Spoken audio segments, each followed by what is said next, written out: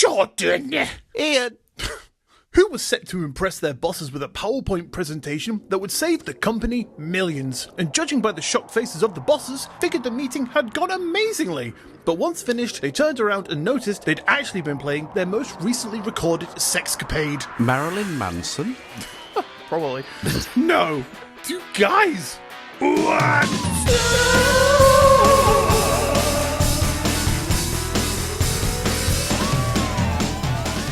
Hello, and welcome to episode 106 of Two Guys What's Up, the weekly comedy podcast where I wouldn't need to worry about such an event because I don't know how to use PowerPoint. But if I did, I'd still be fine, because I'd only be showing it to the second person involved in said sexcapade, my only friend and co-host, Jordan. Jordan, how are you? Co-host of many things. Oh yeah, what else are you involved in? This? Yep, that's one, yep. And all the fun sexcapades. Okay, that's at least 2 to 15. What else you got? Maybe do some music together. Oh, we do, yep. Okay, so 16, nice. So 16 collaborations. It is good, it's worth it. 14 rather sticky. Well, I mean, sometimes I get sweaty making music. So it's 15. Fair enough. If all of them. Just do some jumping jacks in the middle of this, mate, and we'll make a full house. Yeah. Then I know I need a change of clothes no matter what I do when I see you. Exactly. What are you doing? Me? I was trying to roll my sleeve up. Oh, okay, right. We're in a situation where I can actually see you today. Yeah, for the first time since like episode, 6 or something, we're actually doing a video call. Hi, how's it going, pal? Because I've got a new iPad, which is exciting. Oh, mate, super excited. I just wanted to see you through its eyes to know what it feels like to be your new iPad. Yeah. And I must say, it feels pretty good. But it wasn't out of want, it was a necessity. Yeah, it's not like you were just like, you know what? I'm bored of this iPad. I want a new one because I've had it for a week. I'm just a greedy materialist. Unfortunately, not the case. It's that my old iPad, which to be fair, I've had about 6 years or so, and it's regularly used for gigs. Like, we use it as the digital mixing desk. No, okay. So it's kind of needed. Kind of important then, yeah. It's a relatively essential bit of kit. And also I use it for online lessons. Oh, right. So it also facilitates... I can't talk today, by the way, just in case you hadn't noticed. Every third word has been That's always a thing. It's not new. It facilitates your job. It does what, sorry? Don't rub it in, mate. I'm trying here, okay? Sorry, I just didn't catch that word. Yeah, when I say it on its own, I can get it out fine, but in a sentence... Sorry, what context were you saying it in? Just give me a sentence with it. The iPad facilitates your job. Oh, that was beautiful. Oh, shit, I did it. Genuinely really good. Hey, man, you bring out the best in me. I know. Such a cool guy. Thanks, mate. I didn't even realise. I thought you were just taking a piss, and then all of a sudden, here I am, speaking like a fucking monarch. Like a monarch? Yeah, man, right, royalty, fucking, getting my words out just so beautifully. Yeah, because King Charles is always like, the new iPad facilitates... Separate topic, right? Oh, okay. Completely different thing.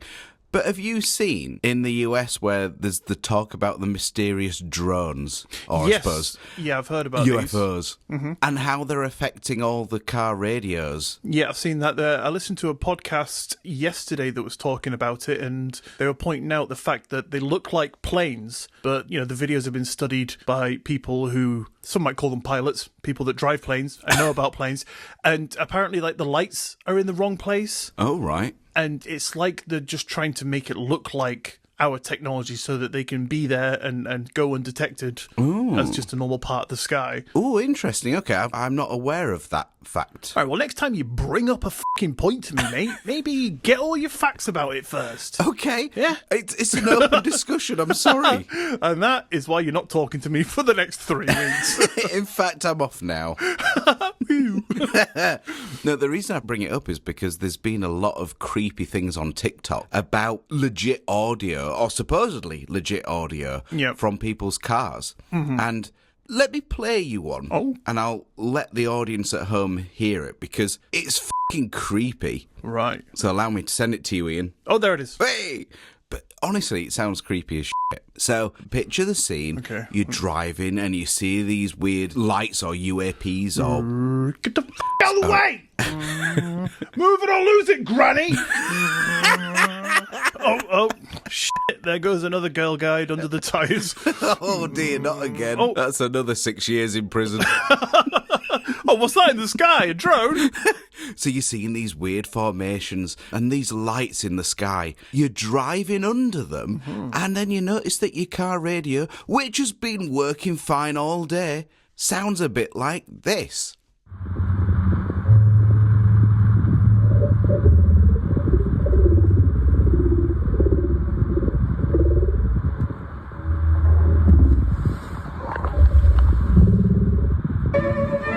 Oh, yeah.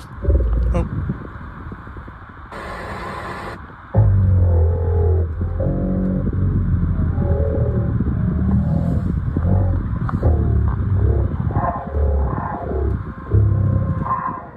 That's awful. Isn't it just?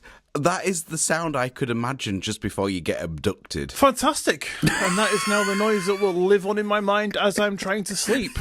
Just play that. I do sometimes listen to music, so yeah, I may as well stick that on tonight. Just facilitate the UFOs.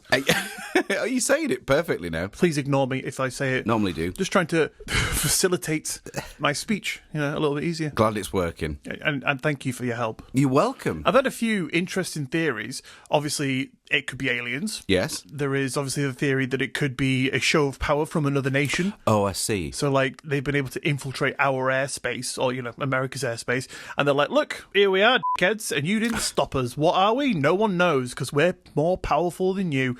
Another theory that I heard last night while scrolling through TikTok, I'm sorry, I can't give the person any recognition for it, because I just scrolled past it and didn't even check out the name, but... And you don't care. A bit of that.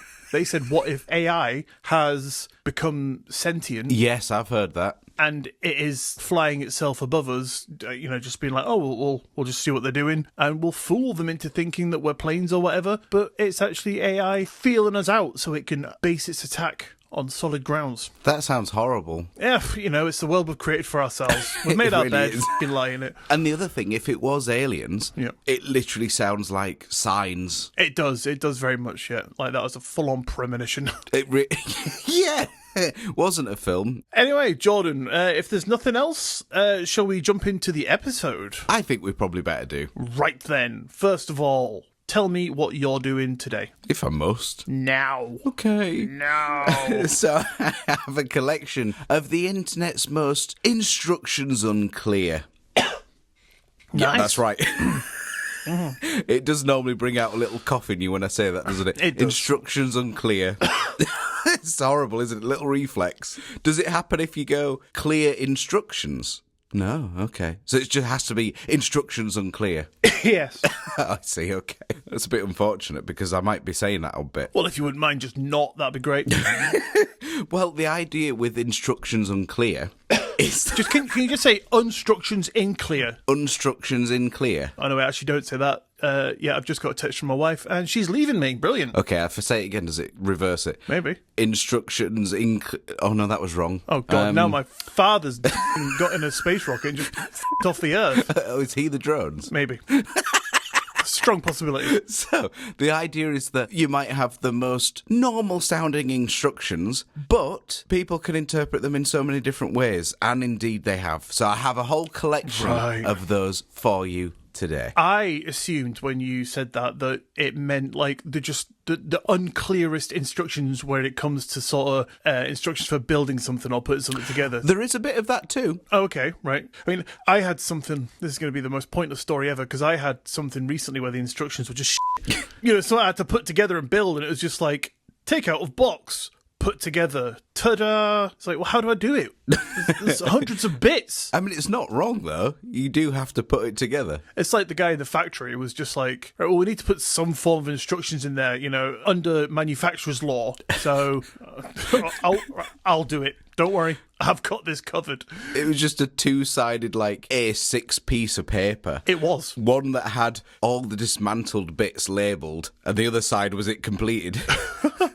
But to be honest, you're halfway right, because it was just that, a big bit of paper with 2 pages on it, but there wasn't the back page with all the bits labelled. It was just, take out a box, put together. The other page was done, completed object. Oh, right, okay.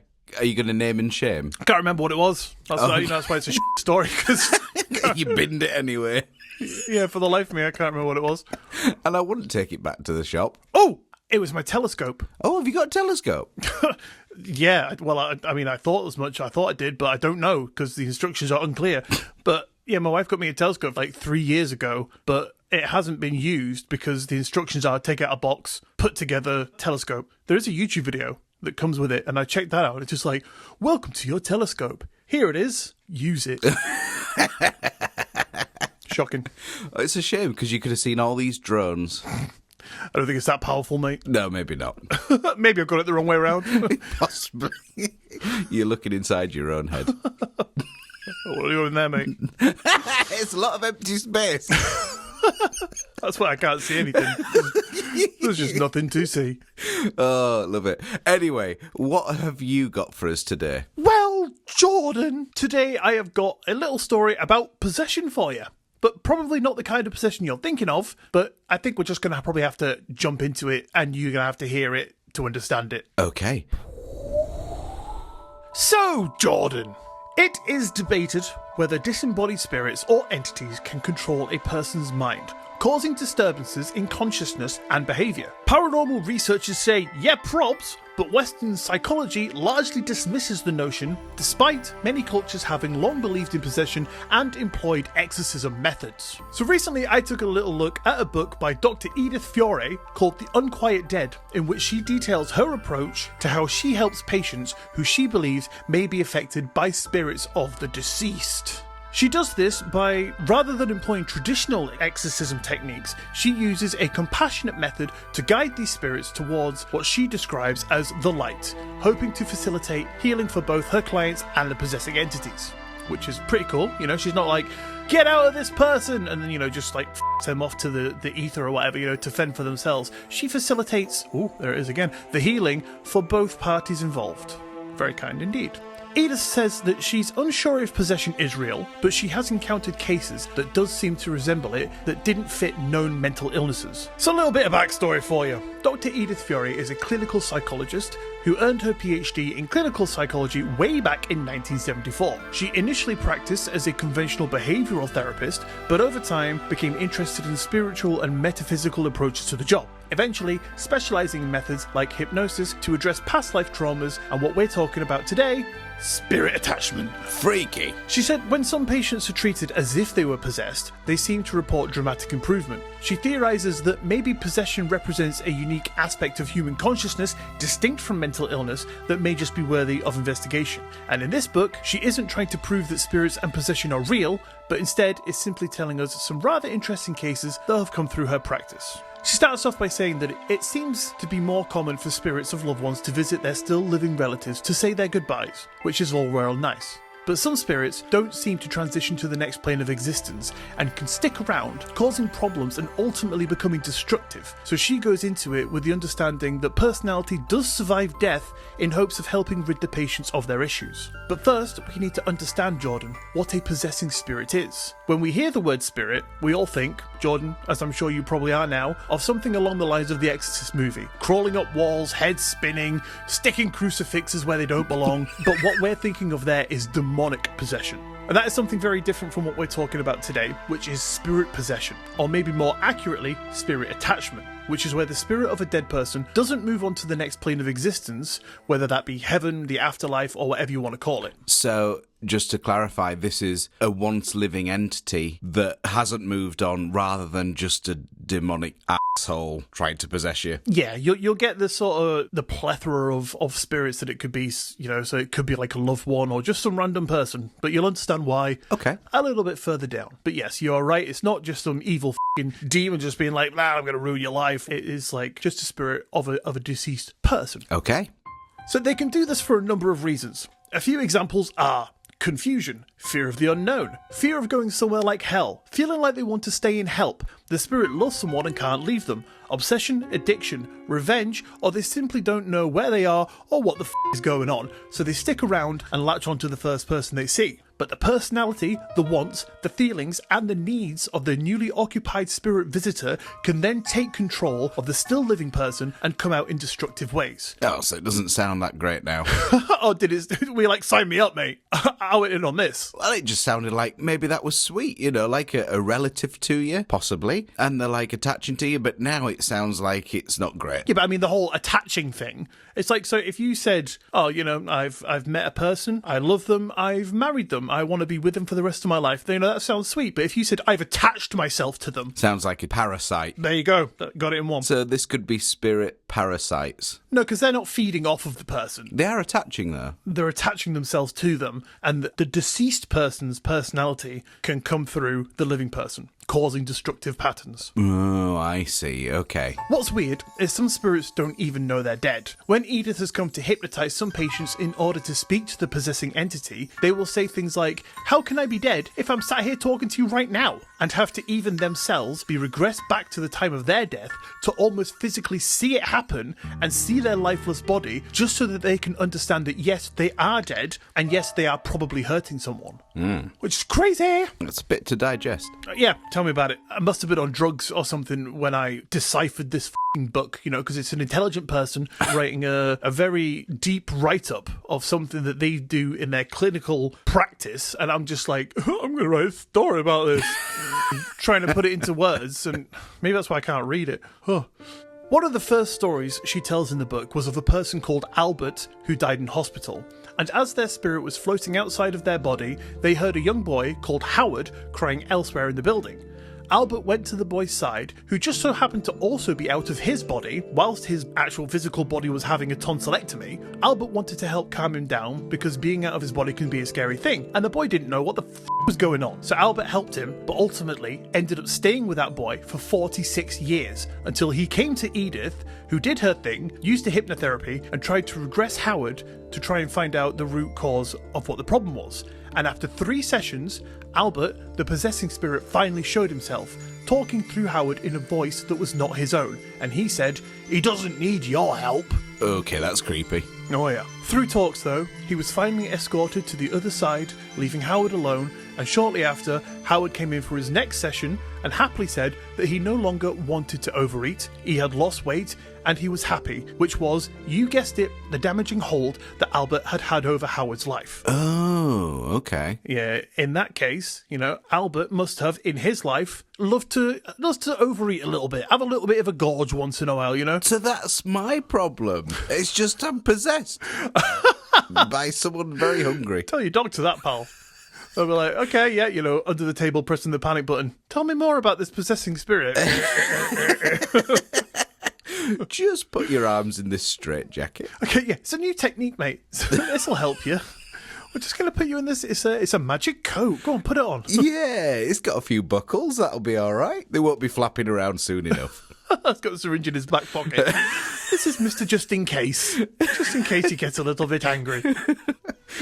So now we see clearly what it is that Edith is saying, that these possessing spirits can have more effect over your physical body than you can yourself and cause things like overeating, addiction, mood swings, changing habits, and on the very first page, she has a little list, which is the 10 most common signs of possession. So Jordan, we can have a little read through these together and you can tell me if you can tick any of them off, and if you can, then maybe it might be worth that little trip to your doctor. Okay. Right then, so number 1, low energy level. You feeling a little, he's out, he's tired, oh, he's asleep. Right, okay. Sorry, I'm right here. I've not got a lot of energy today. I'll check that off the list then. Number 2, character shifts or mood swings. Fuck's sake. Oh, he's angry. Fucking hate when I nearly spill my drink. Oh, sorry. That was a bit out of character for you, mate. I'd tick that one off the list. Number 3 is inner voices speaking to you. Sorry, could you just say that again, Ian? Someone was screaming in my head. Check that one off the list. Right. Number 4,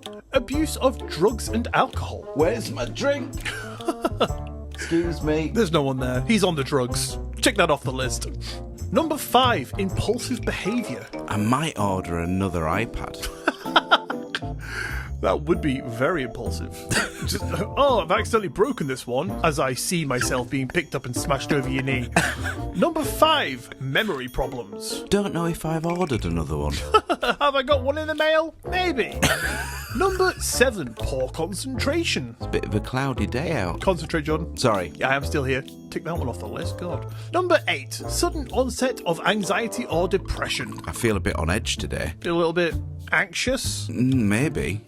Tick. Number 9, sudden onset of physical problems with no obvious cause. Ah, my foot. What's wrong with your foot there? Just did a twinge. Oh, really? How strange. Yeah. Ow. Add that one to the list then. And number 10, can't wait to see how you're going to embody this one. Emotional and or physical reactions to reading the book I'm telling you about. Don't know what happened there. That was like impulsive. Oh my god.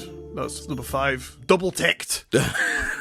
So, there are a few case studies in this book, but for the sake of time, I'm just going to tell you about one. And this is the story of Anne and her possession by a few spirits. Oh god, a few of them. A few of them, unfortunately, yes. So Anne came into Dr. Fiore's office for the first session, and it seems like she's in a pretty bad place. Right off the bat, within the first 5 minutes, she blurts out that she's been dreaming that her boss is trying to kill her. It's clearly distressing her. She's at the point of considering quitting her job just to escape the stress. She's been at a company for 12 years. She does a great job. She's in a senior position, but for the past 2 years, her boss Bill has been a problem. He's been controlling, undermining, he's taken away her responsibilities, and she says she basically feels like she's been treated like a secretary. Oh, that's not very nice. Not very nice at all. She did confront him about it once, which only made things worse. Bill flipped out, got a little bit angry, and even other members of staff said that they overheard, and yeah, he was being a massive dick to her, which ain't cool. No, that's not nice. All this stress was causing her to suffer emotionally.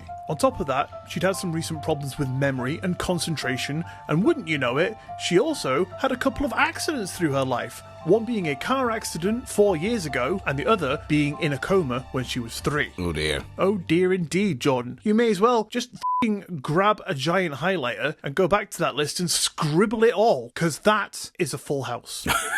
So with all this info, Edith was like, yeah, there's probably a spirit possession going on here, pal. Edith asks her if she was familiar with past life therapy, because now she's thinking her issues fit the modus operandi and her problems with Bill might go beyond just this lifetime. Anne says, yeah, pal, that's kind of why I'm here. You were recommended for just this reason. Wah wah. Edith explains that intense relationships, whether good or bad, usually have some kind of history from past lives, and it's possible that she and Bill have had some kind of history, which could explain why the tension feels so personal and intense in this lifetime.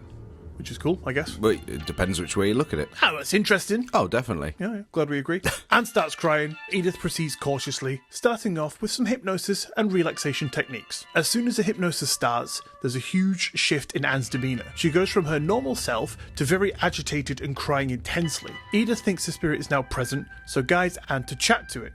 Anne says she feels a man's presence, though she doesn't know who it is. She feels like this man is inside her. Edith encourages the spirit to leave, asking if he'd like to go to the afterlife to reunite with his loved ones. Anne's body relaxes, and she says that she thinks the spirit went with his mother. Edith wakes her up and gives her instructions to continue listening to a relaxation tape at home, just to make sure the spirit fully departs if it hasn't already. So it sounds like we're all good. One little bit of hypnosis, talk to that spirit, off he pops with his mum. Yeah. Sound like the end of it? Yeah, perfect. I'll give you my segment now. No, sorry, Jordan. Anne returns and feels like a new person. She's confident, happier, and says that she feels much better. Even her husband has noticed changes. At work, her boss Bill is suddenly acting more pleasant towards her, and she feels like a huge weight has been lifted. Edith asks if the spirit is gone, and Anne says she's not sure, but lately has been noticing some strange physical sensations, like feeling unusually hot in the office.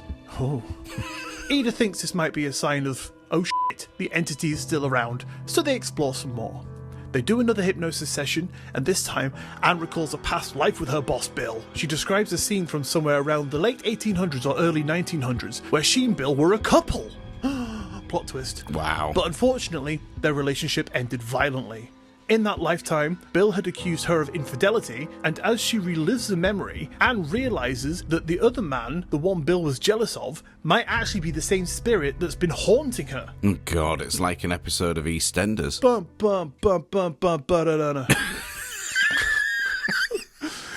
Edith helps Anne come to terms with the spirit's presence, and finally, she speaks to him directly, telling him that it's time to leave. After some intense emotions, the spirit finally departs, and Anne feels calmer again and a sense of closure. But in the final session, things took a strange turn.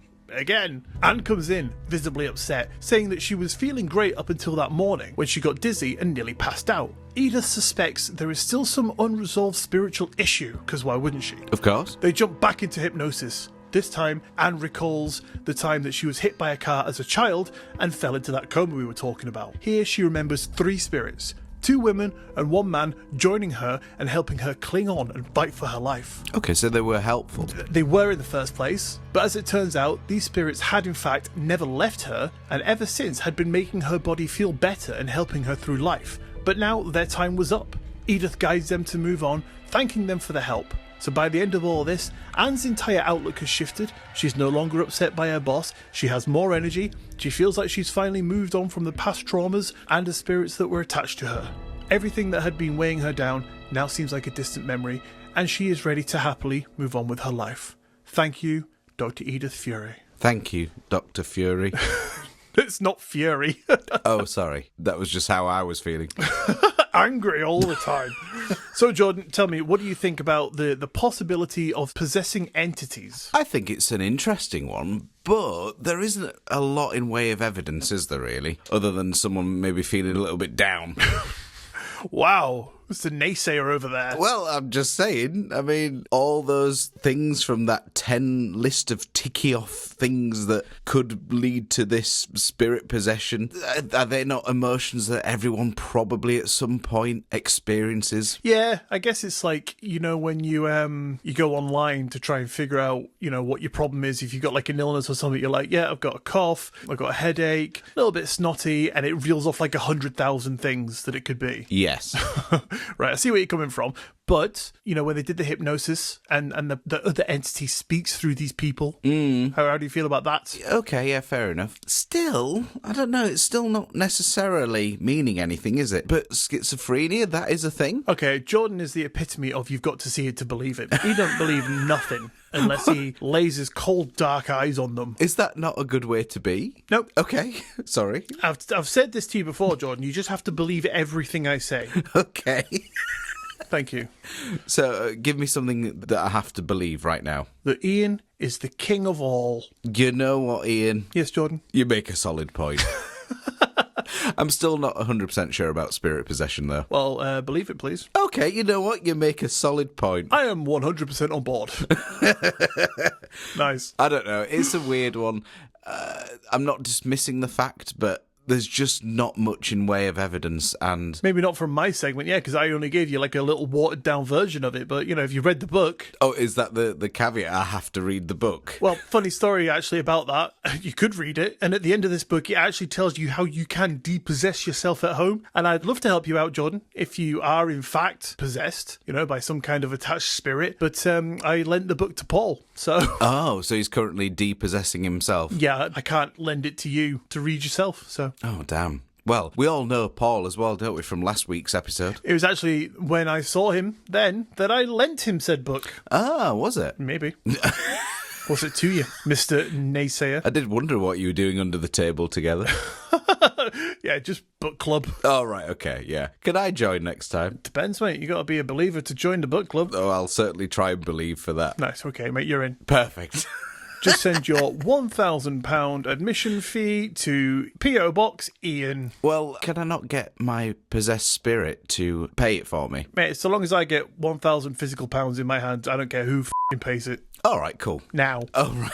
Right, anyway, so yeah, there you have it. A little bit of possession for you. Thank you. I found it interesting, but I must admit, not 100% on board with it. Oh, God. But I will be for the book club. Okay, right, so you'll lie to me just to be able to talk about books that you don't believe in with me. Maybe. I mean, I might not be lying, though. It might be my possessive ghost speaking through me. Possibly, yeah, like your grandma or something. I don't believe in your spooky ghosts. Which would be ironic, wouldn't it? What? If she was doing it and she's like, it's bollocks, mate. She's like, that'll fool them. That'll keep me here a bit longer if I convince them I don't exist. Exactly. Oh, God, it's all flipped. Weird. Right, anyway, my brain's melted, so please tell me about, what was it, 10 recipes that you can do with carrots or something? Was it instructions unclear? That's weird. Don't know what that's about. Well, Iain, when when giving instructions, it can be tricky to decide how much detail to provide. So, like, on one hand, being overly specific might come across as a bit condescending, while on the other hand, being too vague could lead to maybe unsatisfactory results. Oh, yeah. So, for example, you might request onions in your sandwich at a restaurant, and you definitely would. Oh, yeah, I love onions. But you might kind of need to specify whether you want white, red, raw, marinated, or even maybe caramelised. It's important to remember that not everyone thinks the same, and what seems obvious to you might not align with someone else's interpretation. However, having said that, sometimes instructions are quite literally unclear. So allow me to share with you a collection from the internet. Okie dokie. We'll start off with a few that are maybe more intentionally misunderstood, shall we say, with an inspirational quote of, "I don't know who needs to hear this, but you've been the bigger person long enough, fight them." What? Well, I mean, that seems all too clear as an instruction. However, someone responds, "Instructions unclear." Just punched my child. And it's fine, Ian. I've covered up your username. Thank you very much. You're welcome. I did ask you not to put that in. How about when someone received a marriage invitation and at the end it was printed, "Your presence itself is a gift. We don't want any gifts at our marriage." I read it again and again and was getting confused. Finally, I came to the conclusion that I'm not invited and decided not to attend. Yeah, that does sound that way. It sounds like they're taking the piss.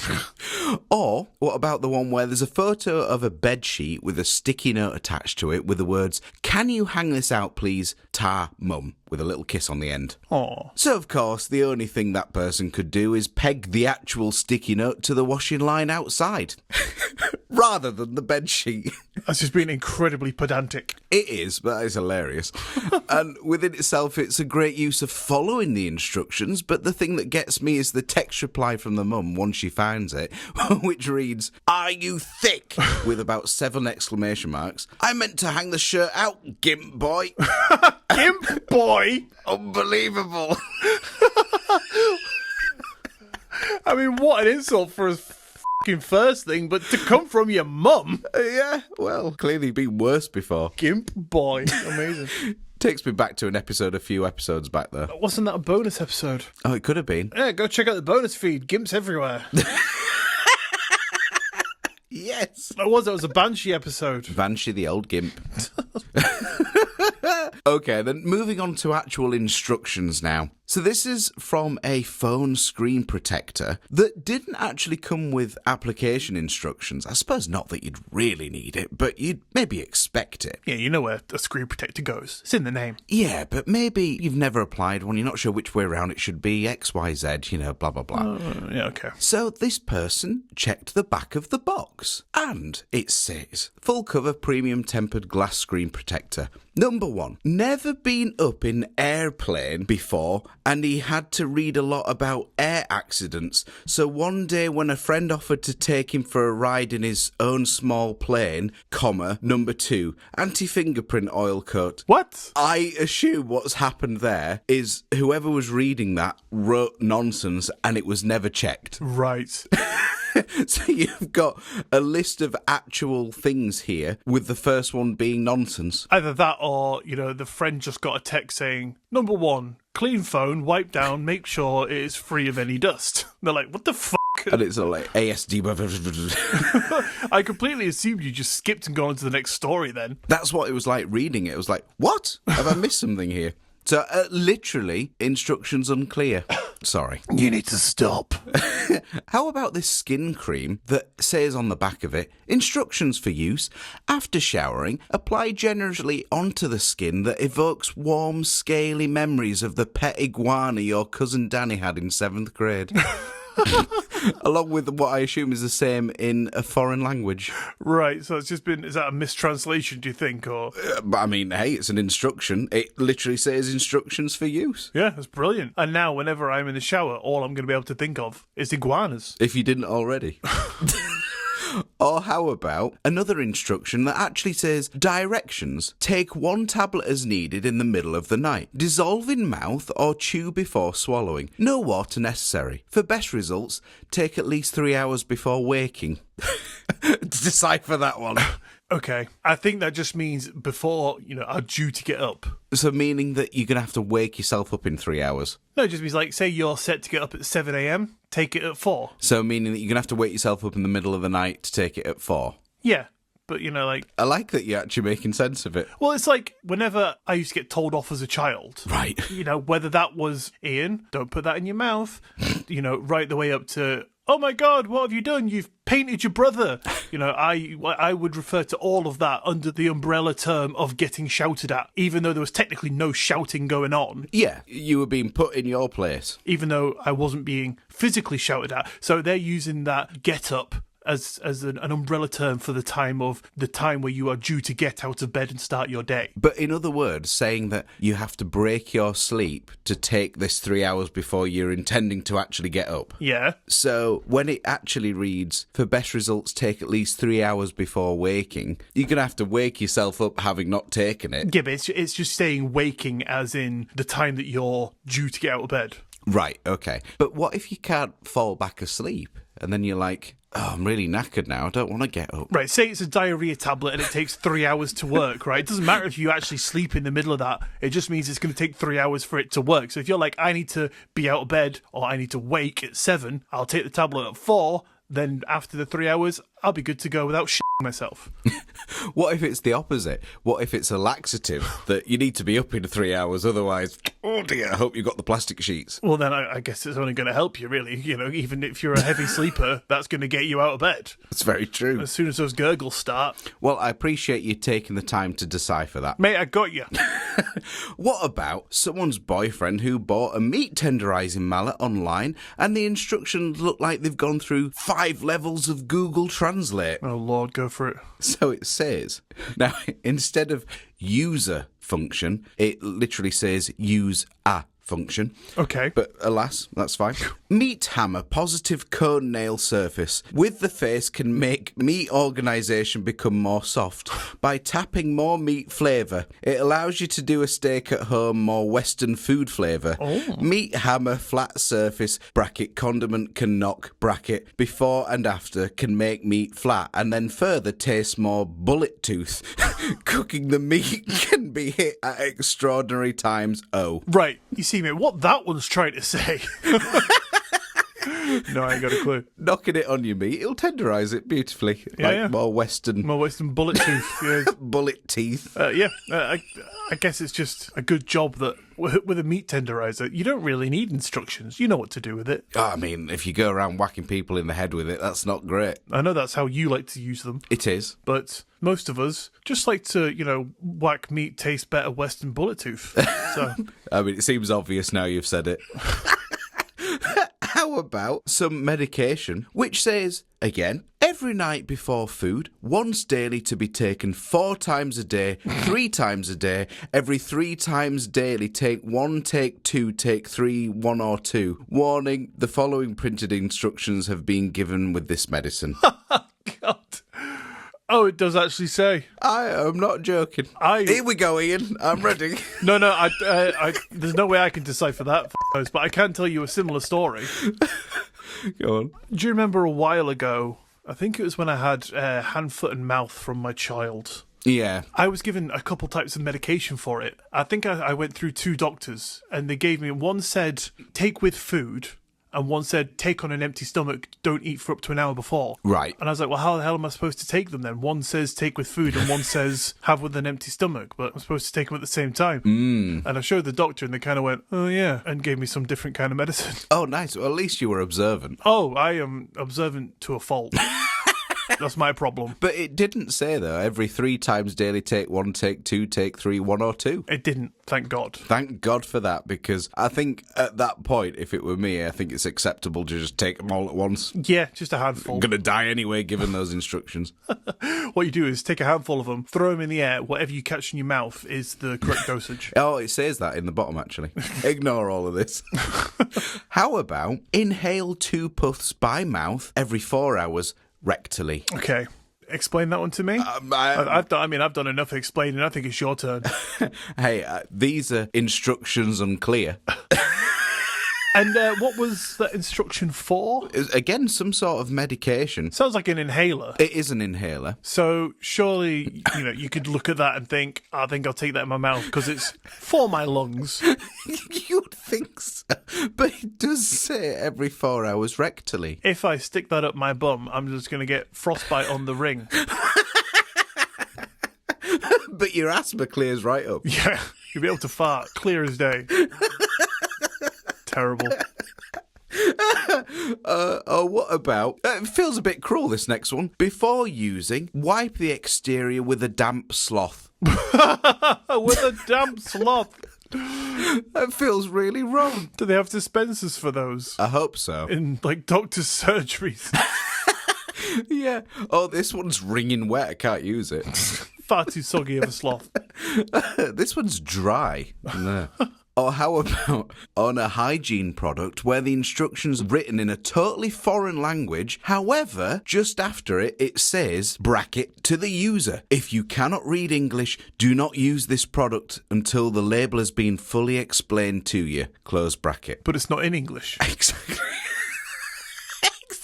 That is literally about the only thing that is written in English. Maybe they missed off a comma, so it's like, if you cannot read English, so it's like saying, if you can't read English person, don't take this until it's been described here. But it did make me think, though, surely they could have just translated the rest of it. Yeah. Or how about...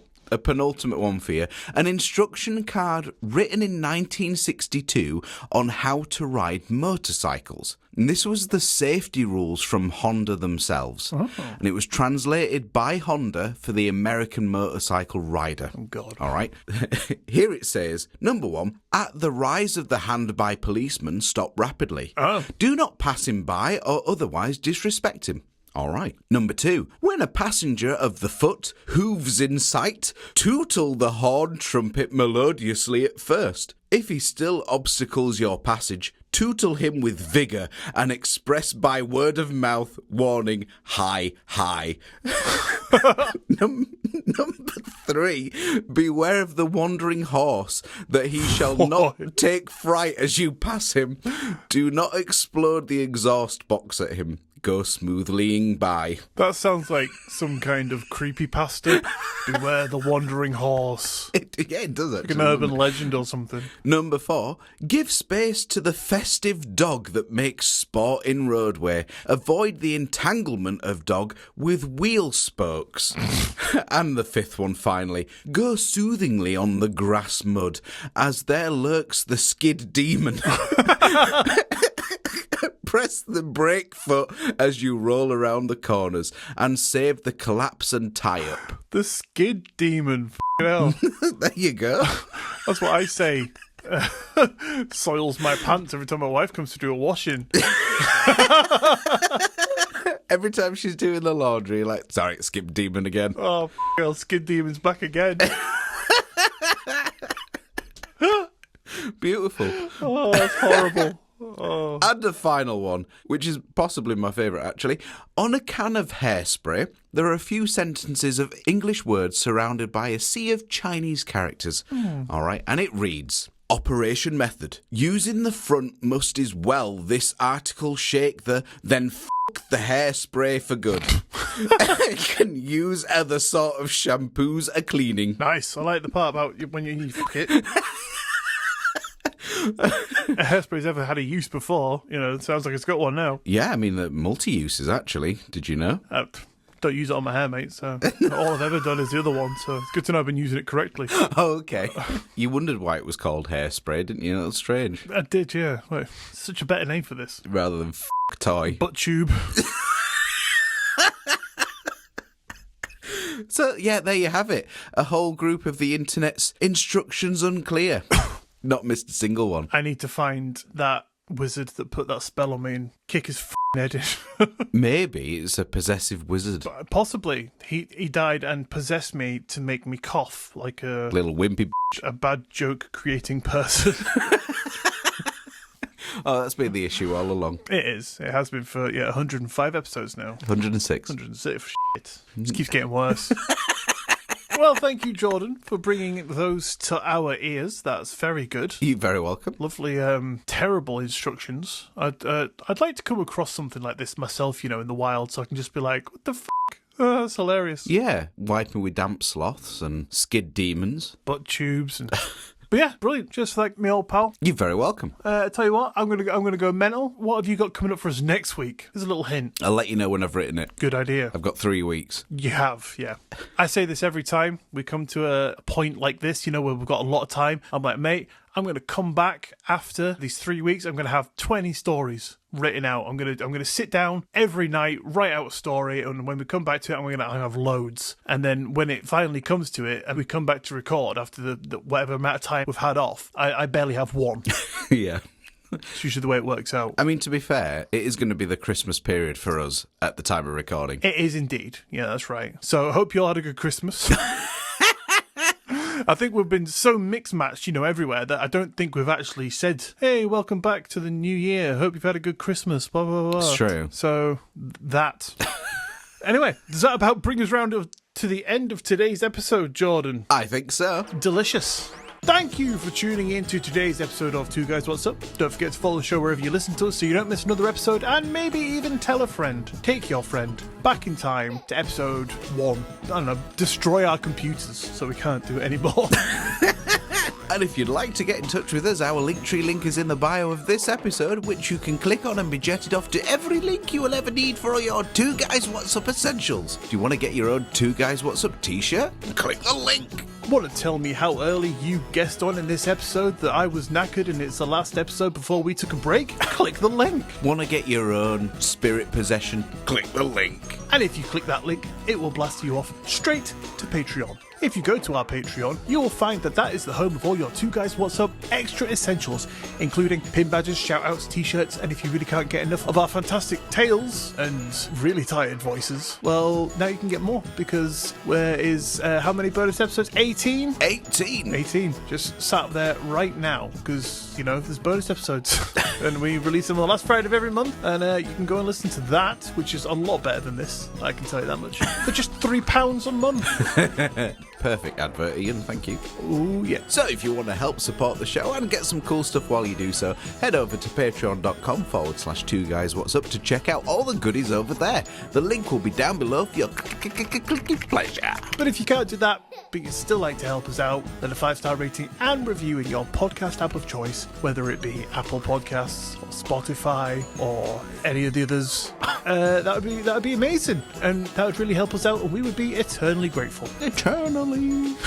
But on that note, I'm going to bed. Have an amazing week, and we will see you next Monday. Skid Demon!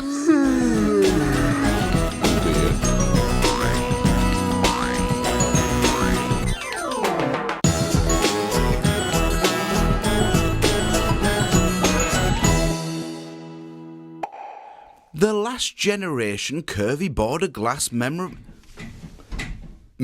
premium... Teddy, do you mind? He's like banging the gate. What a bastard.